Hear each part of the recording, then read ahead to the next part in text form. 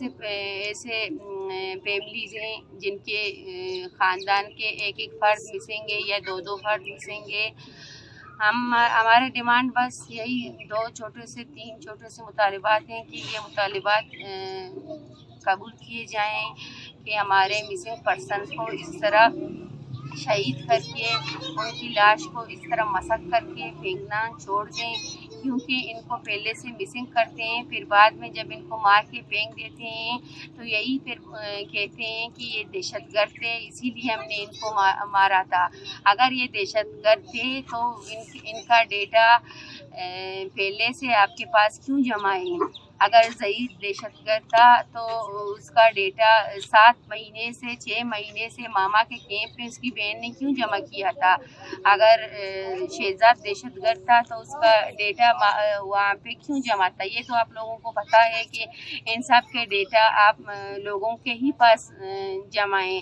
آپ لوگوں کو اپنے ہی قانون پر اگر یقین نہیں ہے تو ہم کیا کر سکتے ہیں؟ خدارا ہماری مدد کریں، ہمارے جتنے بھی بھائی مسنگ ہیں ان کو منظر عام پر لائیں، ہمیں اور مزید تشدد نہ، ہمیں اور مزید ٹارچر نہ کریں، ہمیں اس اذیت سے نکالیں. ہماری مائیں اس اذیت سے ابھی اور برداشت نہیں کر سکتے ہیں، ہماری مائیں بہت پریشان ہیں، ہماری مائیں یہ اذیتیں برداشت کر کے بستروں پر پڑے ہوئے ہیں. ہماری بہنیں اتنے بے بس ہو گئے ہیں کہ وہ اپنے چھوٹے 6 مہینے 7 مہینے بچوں کے ساتھ رات بھر یہیں پہ سوتے ہیں. سیما بلوچ شبیر کی ہمشیرہ ہے، وہ کراچی سے اپنی 6 مہینے کی بیٹی کو ساتھ لے کر اکیلی سفر کر کے یہاں تک پہنچی ہے. وہ خود جانتی ہے کہ وہ کس طرح پہنچی ہے. دوسرا دن ہے، ہم وزیر اعلیٰ ہاؤس کے سامنے دھرنا دیے ہوئے بیٹھے ہیں، لیکن یہاں پہ ہمیں سننے والا کوئی نہیں. آج بھی ہمارا مطالبہ وہی ہے جو سالوں سے ہوتا آ رہا ہے کہ ہمارے پیاروں نے اگر کوئی جرم کیا ہے اپنی عدالتوں میں پیش کریں، لیکن یہاں پر انصاف دینے والا کوئی نہیں ہے.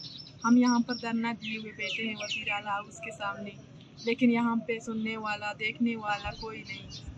ہمیں یہ تک نہیں کہا جاتا کہ ہمارے پیارے صحیح سلامت ہیں یا نہیں. جس طرح ابھی زیارت میں واقعہ ہوا، جو مسنگ پرسنز کو بے دردی سے شہید کر کے ان کی لاش پھینکی گئی. ہم حکومت سے مطالبہ کرتے ہیں، ان سے درخواست کرتے ہیں خدارا اس طرح مسنگ پرسن کو شہید کرنا، ان کی لاشیں پھینکنا بند کریں. ہمارے اندر بہت زیادہ خوف اب بڑھ گیا ہے. پہلے بھی ہماری زندگی قیامت سے بدتر تھی، لیکن جس طرح یہ واقعہ پیش آیا ہے ہمارا خوف، ہماری اذیتیں بڑھ گئی ہیں. ہم یہ سوچ کر ہمارا روح کانپ جاتی ہے کہ کہیں ہمارے پیاروں کو بھی اس طرح شہید نہ کیا جائے، ان کی لاش ہمیں نہ دی جائے.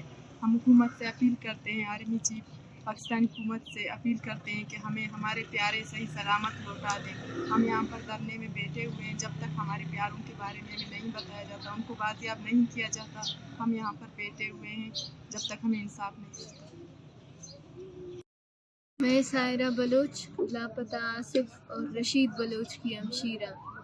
ہم 3 دن سے یہاں گورنر ہاؤس کے سامنے دھرنا دیے بیٹھے ہیں کہ لاپتہ افراد کو جو ہے زیارت واقعے میں جس طرح سے شہید کیا گیا، آئندہ لاپتہ افراد کو اس طرح بے رحمی سے شہید نہ کیا جائے اور ہمارے جو لاپتہ افراد ہیں ان کو بازیاب کیا جائے. لیکن وزیر اعلیٰ کو فرصت نہیں مل رہا کہ وہ آ کر یہاں ہمیں یقین دہانی کرائے. میں کرن کفایت بلوچ کی بیوی.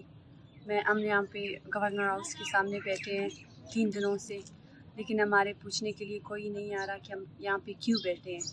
یہ جعلی انکاؤنٹر میں جو لوگ مارے گئے ہیں، ہمیں ڈر ہے کہ ہمارے بندوں کے ساتھ بھی یہ نہ ہو.